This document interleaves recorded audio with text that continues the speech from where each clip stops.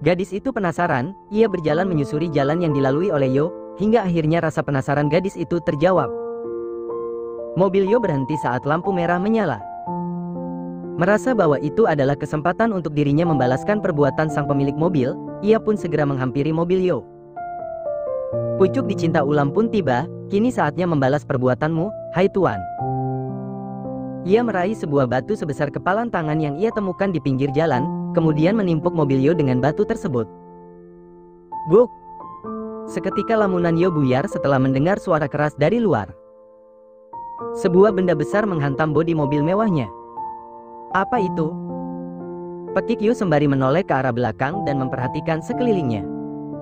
Ia melihat seorang gadis yang wajahnya belepotan dengan lumpur sedang menyeringai tepat di belakang mobilnya. Siapa gadis itu dan apa yang sedang dilakukannya? Gumam Yo. Baru saja Yo ingin membuka pintu mobilnya, tiba-tiba lampu hijau menyala dan membuat suara klakson bersahutan dari arah belakang. Dengan terpaksa, Yo pun melajukan mobilnya kembali. Namun, ia yakin ada sesuatu yang terjadi pada mobilnya. Yo menepi di tempat yang aman, tak jauh dari lampu merah tersebut kemudian bergegas keluar. Betapa terkejutnya Yo ketika melihat bodi mobilnya penyok di bagian belakang. Ia memperhatikan sekelilingnya dan mencari keberadaan gadis yang tadi menyeringai dengan wajah kotor. Apa ini perbuatan gadis tadi? Ada-ada saja. Dia pasti orang gila yang sedang kumat dan malangnya, kenapa aku yang jadi sasaran gadis gila itu? Gumam Yo sambil mengelus bodi mobilnya. Mencari saya, tuan? Suara seorang gadis terdengar dari belakang tubuhnya dan Yo pun segera berbalik. Ia melihat seorang gadis dengan wajah belepotan lumpur yang kini berdiri tepat di depannya. Gadis yang ia pikir adalah orang gila, ternyata masih waras. Apa yang sudah kamu lakukan pada mobilku? Coba kamu lihat ini. Yo menunjuk pada bodi mobilnya yang penyok. Gadis itu menyeringai dengan kedua tangan ia letakkan di pinggang. Memangnya kenapa? Aku rasa itu sepadan dengan apa yang telah kamu lakukan kepadaku. Coba lihat aku, sahut gadis itu sambil memperlihatkan tubuhnya yang kotor. Yo memperhatikan penampilan gadis itu dari ujung kepala hingga ujung kaki. Ia ingin terkekeh, tetapi tidak tega. Dengan terpaksa, Yo pun menahan tawanya agar tidak pecah. Apa yang terjadi padamu, Nona? Dan apa kamu tahu berapa biaya yang harus dikeluarkan untuk memperbaiki mobil ini? Tanya Yo dengan wajah sinis menatap gadis itu. Maaf, tuan. Aku tidak tahu dan tidak mau tahu. Yang penting aku puas karena rasa sakit hatiku terbalaskan. Kamu lihat barang daganganku. Gara-gara mobil sialanmu ini, kue-kueku tidak bisa dijual lagi. Itu artinya aku dan ibuku harus menahan lapar untuk malam ini, kesalnya. Gadis itu menghampiri Yo dan kini berdiri tepat di hadapannya sambil mendongak menatap wajah dingin lelaki itu. Yo melirik keranjang kue yang sedang dipegang oleh gadis itu kemudian berucap. Berapa harga kue-kuemu itu? Aku akan beli semuanya, ucap Yo. 200.000, ucapnya sembarang. Padahal Yo pun tahu, harga seluruh kue yang ada di dalam keranjangnya tidak sampai menyentuh angka tersebut. Baiklah kalau begitu. Yo meraih dompet dari saku celananya lalu mengambil 2 lembar uang kertas berwarna merah dan menyerahkannya kepada gadis itu. Aku beli semua kuemu dan sekarang kamu pulanglah, titah Koe setelah menyerahkan uang kepada gadis itu. Gadis itu memperhatikan 2 lembar uang kertas berwarna merah yang kini ada di tangannya. Matanya berkaca-kaca dan bahkan air matanya hampir saja keluar. Ini beneran buatku, tuan? Lirihnya. Ya, tapi sekarang pergilah dan bawa kue itu bersamamu, sebelum aku berubah pikiran, jawab Yo. Baik, tuan. Saya akan segera pergi. Terima kasih atas uang ganti ruginya, ucap gadis itu sambil berlari kecil meninggalkan Yo. Yo terus memperhatikan gadis itu dan berniat mengikutinya. Sebenarnya ia masih kesal soal mobilnya yang penyok dan ingin gadis itu bertanggung jawab. Mari kita cari tahu siapa kamu sebenarnya, gadis muda. Berani-beraninya kamu mencari masalah denganku, gumam Yo dengan seringai liciknya. Tanpa sepengetahuan gadis itu, Yo mengikutinya dari kejauhan. Ia melewati gang-gang sempit yang membuat Yo harus meninggalkan mobilnya jauh di depan sana. Hingga akhirnya gadis itu berhenti tepat di depan rumah kecil yang sudah tidak layak huni. Seorang wanita dengan wajah pucat menyambut kedatangan gadis itu. "Sofia, kenapa tubuhmu kotor sekali, nak?" tanya wanita itu sambil memperhatikan penampilan gadis itu dengan wajah heran. "Bukan apa-apa, Bu. Coba lihat, Sofia bawa apa?" "Tak ada." Gadis bernama Sofia itu memperlihatkan 2 lembar uang kertas yang tadi diberikan oleh Yo kepada sang ibu. Sang ibu pun tersenyum, tetapi wajah herannya tetap terlihat jelas. "Uang dari mana itu, nak?" "Nanti Sofia ceritain, sebaiknya kita masuk dulu ya, Bu." Gadis itu menuntun sang ibu memasuki rumah kecil mereka kemudian menghilang dari pandangan Yo yang sejak tadi memperhatikannya dari kejauhan. Setelah melihat keadaan gadis itu, Yo mengurungkan niatnya. Tiba-tiba saja ia menjadi iba dan tidak tega jika harus meminta pertanggungjawaban kepada gadis yang bernama Sofia tersebut. Yo pun memilih kembali dan mencoba mengikhlaskan apa yang sudah terjadi pada mobilnya. Sebelum memasuki mobil tersebut, Yo kembali memperhatikan bagian bodi mobil yang penyok akibat perbuatan gadis itu. Ia menggelengkan kepalanya sambil memikirkan biaya yang akan ia keluarkan untuk memperbaikinya. Ada-ada saja. "Kenapa apesku tidak habis-habis?" gumam Yo sembari memasuki mobilnya. Selang beberapa saat mobil yang ia kemudian tiba di kediaman Tuan Marcelo. Kebetulan saat itu sang pemilik mobil sedang berada di depan mansion sambil berbincang bersama beberapa orang bodyguardnya. Sepintar-pintarnya Yo mencoba menyembunyikan penyok tersebut dari Tuan Marcelo, ternyata mata lelaki itu lebih tajam daripada seekor elang. Ia sudah melihat keanehan pada mobil kesayangannya dari kejauhan dan segera mendekat. Marcelo memperhatikan bodi mobilnya yang penyok dengan wajah aneh sambil merabanya. "Sepertinya ini disengaja, apa kamu yang melakukannya, Yo?" Yo menggaruk tengkuknya yang tidak gatal kemudian menghampiri pria tersebut. Sebelum menjawab pertanyaan Marcelo, ia sempat menghembuskan napas berat. "Sebenarnya tadi ada gadis aneh yang tiba-tiba saja menimpuk mobil ini dengan menggunakan batu, Tuan. Saya ingin meminta ganti rugi, tetapi tidak tega setelah mengetahui kondisi gadis itu yang sebenarnya," jawab Yo. Marcelo menatap aneh kepada asistennya itu kemudian menepuk pundaknya. "Itu artinya gajimu bulan ini akan berkurang jumlahnya." Marcelo berjalan meninggalkan Yo sambil tersenyum tipis. Sedangkan Yo hanya bisa menatap punggung lelaki itu sambil menggaruk pipisnya. "Ya Tuhan, sialnya nasibku," gumamnya. Marcelo memasuki mansion dan berhenti tepat di ruang utama, di mana Marisa sedang duduk di sana sambil mengelus perutnya. Marcelo menjatuhkan dirinya tepat di samping Marisa kemudian turut mengelus perut itu sambil tersenyum. "Dad, minggu depan jadwalku memeriksakan kandungan. Dedi temenin Ica, ya?" "Tentu saja, Ca. Apapun untuk kalian." "Kamu dan anakku," jawab Marcelo sembari mencolek hidung Marisa. Keesokan harinya, setelah selesai sarapan dan berpamitan kepada Marisa, Marcelo segera bersiap menuju halaman depan, di mana Yo sudah menunggu kedatangannya. Yo tersenyum hangat ketika Marcelo berjalan mendekatinya dan segera membukakan pintu mobil tersebut sambil menyapa lelaki itu. "Selamat pagi, Tuan Marcelo." "Selamat pagi, Yo." "Oh ya, bagaimana bodi mobil yang penyok kemarin, sudah beres?" tanya Marcelo sembari memasuki mobil dan duduk dengan nyaman di dalam sana. Sebenarnya belum, Tuan. Hari ini saya akan mengurusnya," jawab Yo seraya melajukan mobilnya meninggalkan mansion dan menuju kantor Tuan Marcelo. Setelah mengantarkan Marcelo ke tempat kerja, Yo meminta izin keluar untuk membawa mobil kesayangan tuannya tersebut ke tempat reparasi mobil resmi. Ketika di perjalanan, Yo kembali melihat gadis yang kemarin menimpuk mobilnya. Namun, gadis itu terlihat lebih manis di penglihatan Yo karena tidak ada noda lumpur yang menghiasi wajah serta tubuhnya. Dengan senyuman manisnya, ia menawarkan kue-kue yang ia jual kepada orang yang berlalu lalang. "Bukankah itu gadis yang kemarin menimpuk mobil ini?" batin Yo. Yo menepikan mobilnya di pinggir jalan sambil memperhatikan gadis itu dari kejauhan. Tiba-tiba ada 3 orang preman yang menghampirinya. Yo sudah mulai curiga karena gelagat para preman itu terlihat mencurigakan. Benar saja, mereka memalak Sofia dan mengambil paksa uang hasil penjualan kuenya. Tak ada satupun orang yang berani membantunya. Mereka hanya menjadi penonton dan tidak ada yang berani mendekat apalagi menolong gadis malang itu.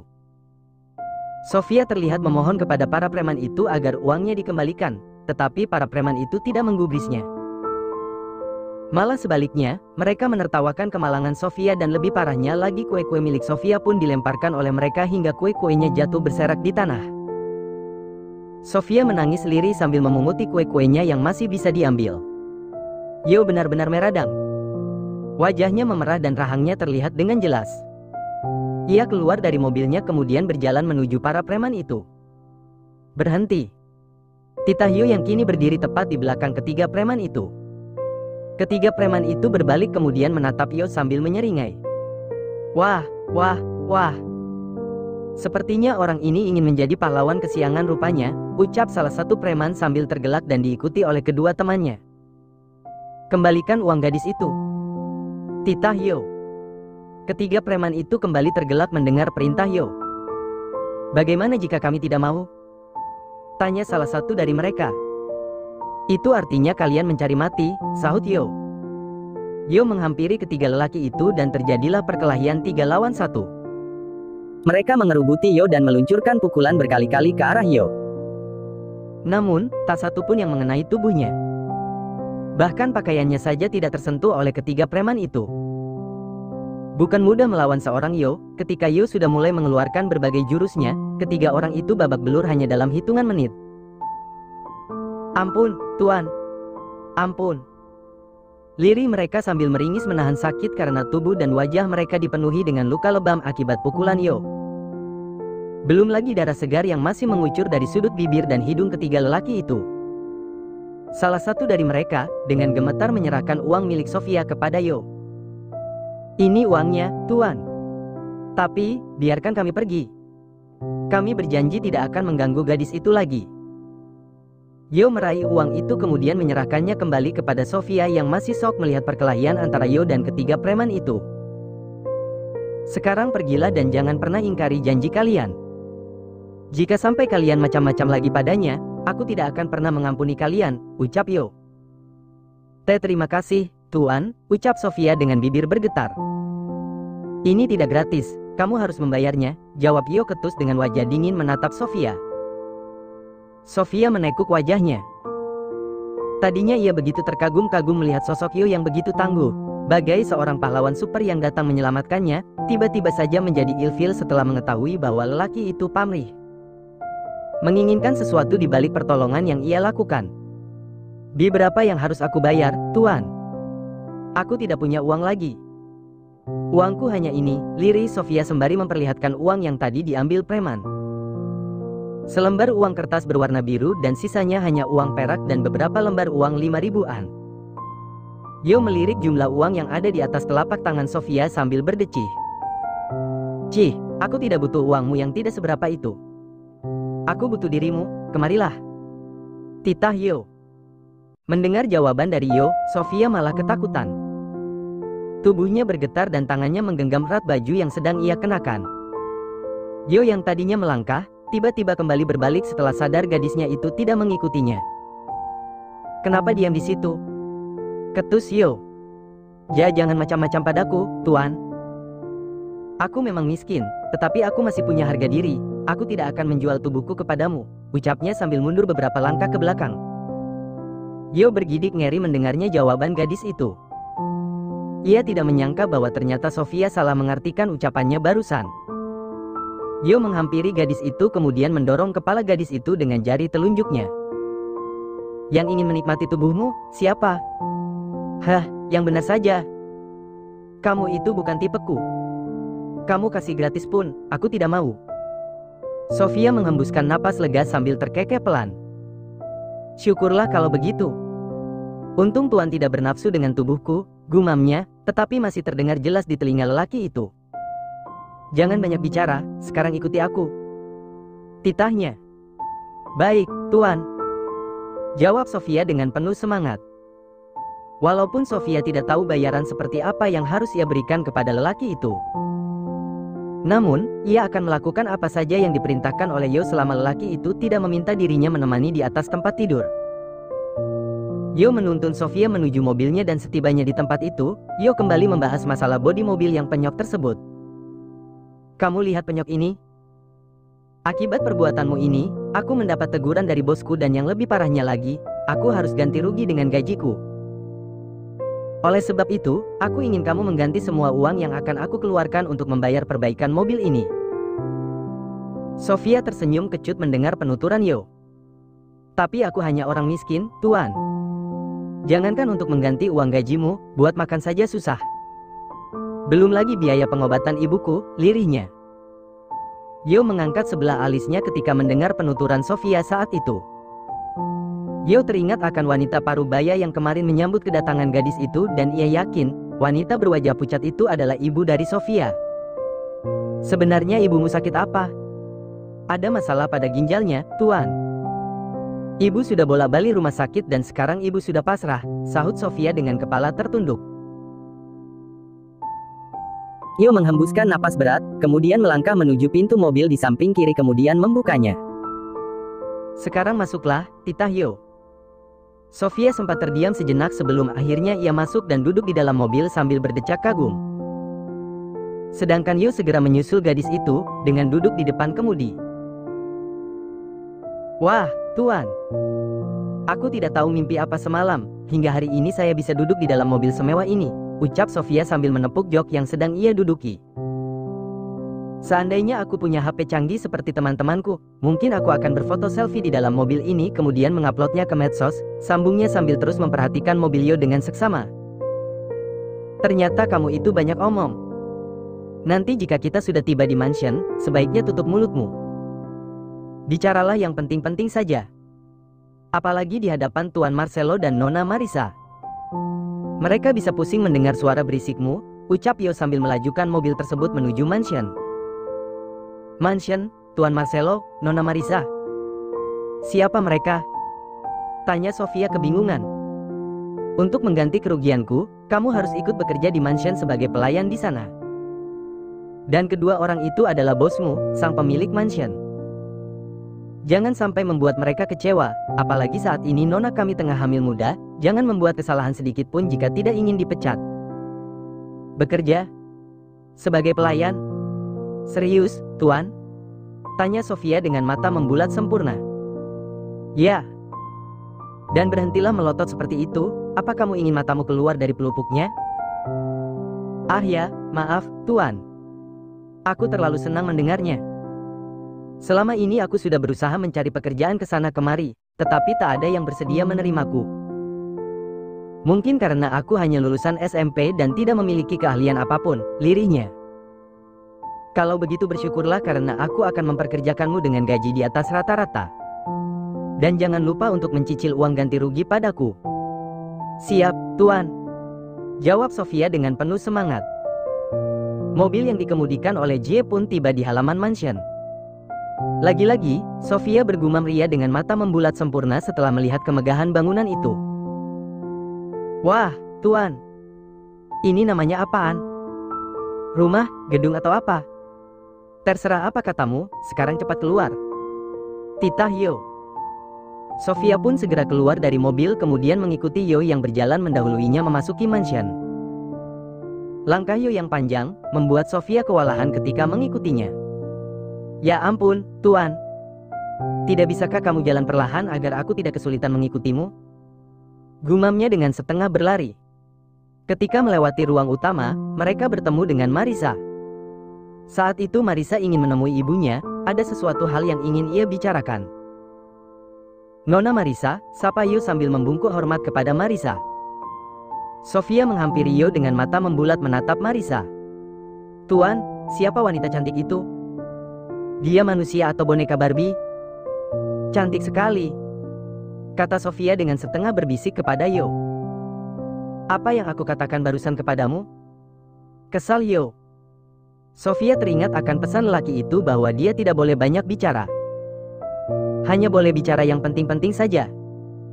Sofia menutup bibirnya rapat dan meminta maaf kepada Yo dengan bahasa isyarat. Ada apa, Om? Dan dia siapa? Tanya Marisa sembari memperhatikan Sofia yang berdiri di hadapannya dengan kepala tertunduk. Dia pelayan baru di sini, Nona. Namanya, Yo bahkan lupa siapa nama gadis itu. Siapa namamu? Perkenalkan dirimu kepada Nona Marisa, sambung Yo. Sofia mengangkat kepalanya kemudian tersenyum kepada Marisa dan Marisa pun membalas senyuman manis gadis itu. Nama saya Sofia, Nona. Usia saya baru genap 20 tahun dan pekerjaan saya sebelumnya berjualan kue keliling, ucap Sofia dengan wajah semeringah memperkenalkan dirinya kepada Marisa. Marisa kembali tersenyum sambil mengangkat kedua alisnya. Wah, kita hampir seumuran, ya. Dan itu apa? Marisa menunjuk keranjang kue yang sejak tadi ditenteng oleh Sofia. Ini keranjang kue saya, Nona. Marisa mengintip isi keranjang kue milik Sofia dan entah mengapa ia penasaran kue apa yang dijual oleh gadis itu. Sepertinya masih ada kuenya, ya? Boleh aku lihat kuenya? Dengan ragu-ragu, Sofia mengeluarkan isi keranjangnya. Ia mengeluarkan beberapa buah kue bolu kukus berwarna-warni yang dibungkus plastik. Tadi saya sempat dipala oleh beberapa orang preman, Nona. Mereka melemparkan keranjang kue saya dan ini adalah sisa kue yang masih bisa dimakan dan saya berencana akan membawanya pulang, lirih Sofia dengan wajah sedih menatap kue-kuenya. Marisa menghampiri Sofia kemudian merengkuh pundak gadis itu. Om Yo, tinggalkan dia di sini. Aku masih ingin bicara dengannya, titah Marisa. Baik, Nona. Yo pun segera pergi dan ia lega karena sepertinya Marisa menyukai gadis itu. Yo berharap Sofia pun bisa menempatkan dirinya dengan baik di mansion ini. Kemarilah, Sofia. Marisa menuntun Sofia duduk di kursi yang ada di ruang utama bersamanya. Tidak, Nona. Sebaiknya saya duduk di bawah saja, tolak Sofia. Tidak apa-apa, Sofia. Ini perintahku dan kamu tidak boleh menolak, jawab Marisa. Mau tidak mau, Sofia pun terpaksa duduk di sofa tersebut bersama Marisa. Padahal ia sangat malu. Ia merasa bahwa dirinya tidak pantas duduk bersama seorang wanita cantik dan kaya raya seperti Marisa. Sini, mana kuenya tadi? Boleh, kan aku minta satu? Pinta Marisa sambil mengulurkan tangannya kepada Sofia. Tapi kuenya sudah jatuh ke tanah, Nona. Saya takut kuenya kotor, jawab Sofia. Tidak apa, kan masih terbungkus plastik. Lagi pula kamu tidak boleh menolak keinginanku, loh. Nanti bayiku ileran, ucap Marisa sambil terkekeh. Hah? Maafkan saya, Nona. Saya benar-benar lupa bahwa Anda sedang hamil muda, sahut Sofia sambil mengeluarkan isi keranjang kuenya. Marisa meraih kue bolu berwarna hijau dengan varian rasa pandan. Ia membuka bungkusnya kemudian mulai mencicipi kue tersebut. Ini buatanmu sendiri, Sofia? Tanya Marisa sambil menikmati kue tersebut. Ya, Nona. Bagaimana rasanya? Dengan wajah cemas, Sofia menatap wajah Marisa dan ia ingin tahu bagaimana pendapat Marisa soal kue buatannya. Kuemu enak, Sofia. Dan aku suka, jawab Marisa. Sofia menghembuskan napas lega sambil tersenyum hangat kepada bumil cantik itu. Sofia bahkan tak hentinya menatap wajah cantik Marisa. Orang tuamu masih ada, Sofia? Tanya Marisa lagi. Setelah menghabiskan satu buah kue bolu berwarna hijau, kini ia meraih kue berwarna merah dengan varian rasa stroberi. Hanya tersisa ibu, Nona. Ayah saya sudah pergi meninggalkan kami entah kemana. Mungkin ia sudah bahagia bersama keluarga barunya, entahlah. Sedangkan ibu-ibu sedang sakit dan hanya saya harapan ibu satu-satunya, tutur Sofia. Tiba-tiba Marisa teringat akan masa lalunya, di mana ia juga pernah berada di posisi Sofia. Saat Melinda sakit-sakitan dan hanya berharap pada dirinya serta Marcelo yang hidup mewah dan menikmatinya bersama wanita lain. Walaupun Melinda dan Marcelo hanyalah orang tua angkat, tetapi ia tahu apa yang dirasakan oleh Sofia saat ini. Yang sabar ya, Sofia. Sepertinya kita bisa menjadi teman baik setelah ini. Karena aku juga pernah berada di posisimu, persis. Benarkah, Nona? Ya.